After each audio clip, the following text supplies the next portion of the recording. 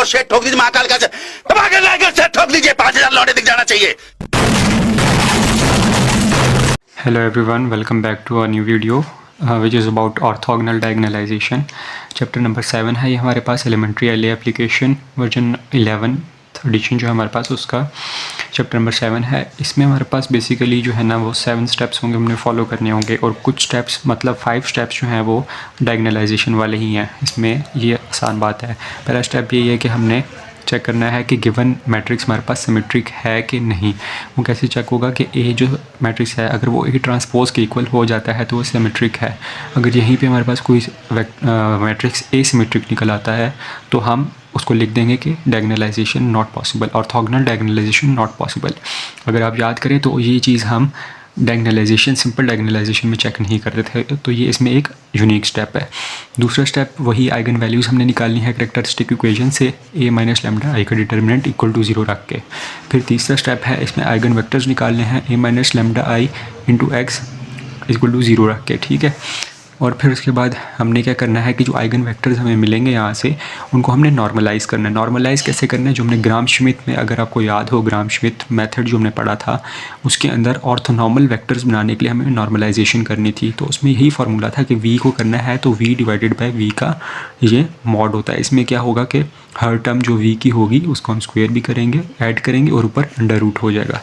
फिर उसके बाद हमारे पास पाँचवा स्टेप आ जाता है कि हमने नॉर्मलाइज आइगन वेक्टर्स को कॉलम्स ऑफ पी के तौर पे अरेंज करना है। अब जो डायगनलाइजेशन थी उसमें हम क्या करते थे कि नॉर्मल आइगन वेक्टर्स नहीं बल्कि सिंपल आइगन वेक्टर्स को हम पी के कॉलम्स रख लेते थे, लेकिन इसमें नॉर्मलाइज आइगन वेक्टर्स को हमने पी का कॉलम्स बनाना है।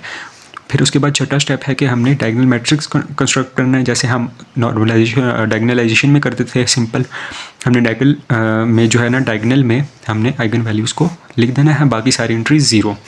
और लास्ट स्टेप जो उसमें भी हम करते थे, अब उसमें था क्या था कि P inverse A P equal to D हमने प्रूव करना ही करना होता था। उसमें अगर 3x3 का मैट्रिक्स आ जाता था तो उसके इन्वर्स के लिए हमें एडजॉइंट जब निकालना पड़ता था कोफैक्टर से, तो वो मुश्किल काम था। लेकिन इसमें क्या होगा कि हमारे पास P इनवर्स और P ट्रांसपोज एक ही चीज़ होगा, ठीक है।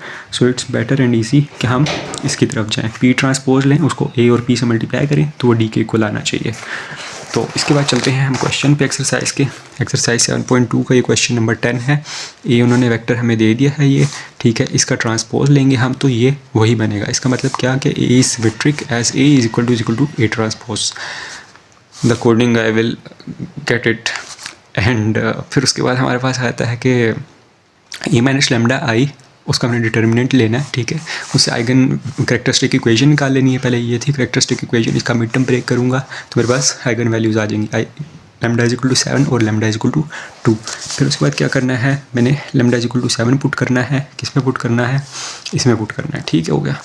वो मैंने पुट कर दिया, 6 - 7 और 3 - 7 इस जगह पे। और इसको मैं जब सिंपलीफाई करूँगा तो मैं कैसे करूँगा कि ये मेरे पास फॉर्म आ गई थी, ठीक है। इसका मैंने लेके जाना है किसमें, इसको मैंने रो एचलन फॉर्म में लेके जाना है, ठीक हो गया।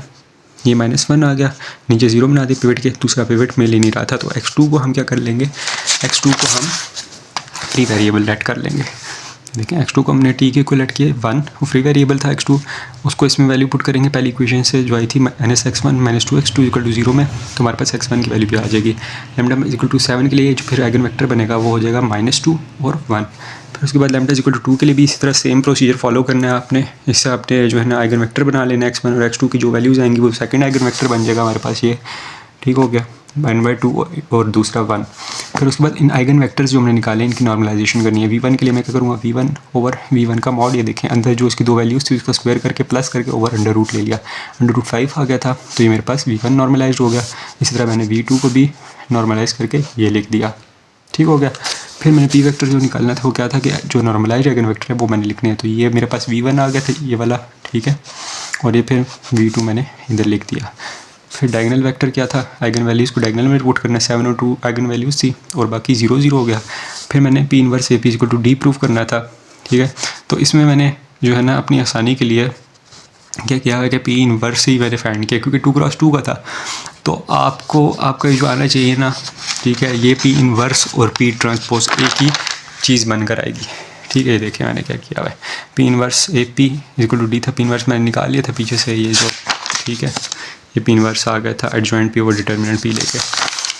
और इसको मैंने जब इधर पुट कर दिया, ए और बी से मल्टीप्लाई किया, ये मल्टीप्लिकेशन आपको आनी चाहिए, इजी सीन है। और इससे हमारे पास ये फाइनल फॉर्म बन जाएगी 35/5 which is equal to 7, 0/5 which is equal to 0, 0 as it is, and 10/5 which is 2. So 7002 and 7002, hence prove that our orthogonal diagonalization is correct. तो इसी तरह बाकी उसमें भी हमारे पास प्रोसीजर्स यही फॉलो होगा, यही हमारे पास जो 7 स्टेप्स हैं ना, ये 7 स्टेप बेशक आप इसका स्क्रीनशॉट भी ले सकते हैं, ये 7 स्टेप हमारे पास फॉलो होंगे सारे। तो ये थी आज की video about orthogonal diagonalization. Hope so you like it, and अल्लाह हाफिज़।